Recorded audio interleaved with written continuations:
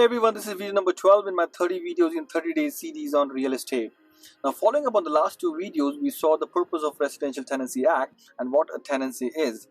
Today, let's look at some timelines and notices that both landlords and tenants need to be aware of. First, a landlord must give tenant written notice of rent increases at least 90 days before it comes into effect. Second, in order to enter a rental unit, the landlord must provide written notice to the tenant at least 24 hours beforehand. Entry can be made between 8 a.m. to 8 p.m. for maintenance or other reasonable reasons. Entry without a written notice is permitted in case of emergency and if the tenant consents. Third, generally, if you have a fixed term agreement with your landlord, you cannot leave before the end of the period or be evicted before that time is up. Example, if you sign a 1-year lease and move out after 8 months, you must continue to pay rent until the full year is complete.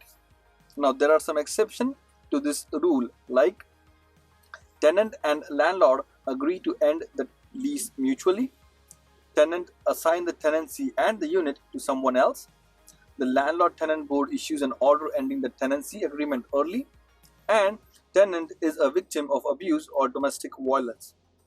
Coming back to the topic, point number 4, to terminate a tenancy, either the tenant or the landlord must comply with specific notice requirements.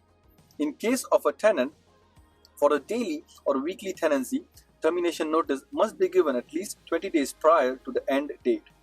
For a monthly or yearly tenancy, termination notice must be given at least 60 days prior to end date. For a fixed term tenancy, termination notice must be given at least 60 days prior to the end date. If a landlord serves tenant with an eviction notice, tenant can give 10 days notice and leave.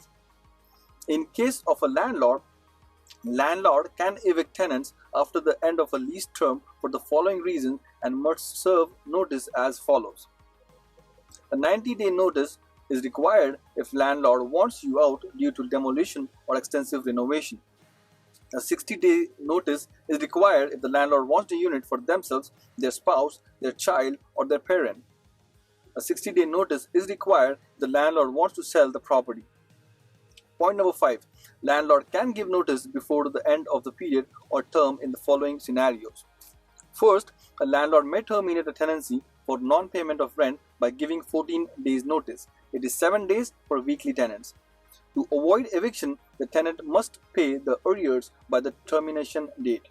And second, if tenant does something illegal and causes willful or extensive damage and disturbance in the small rental building where landlord and other tenants reside, a 10 days notice period is required in that case. So that was all for today's video. I hope it was helpful. If you have any questions, please do connect. This is Akshay, Realtor with Remax Metropolis. You guys take care and I'll see you in the next one.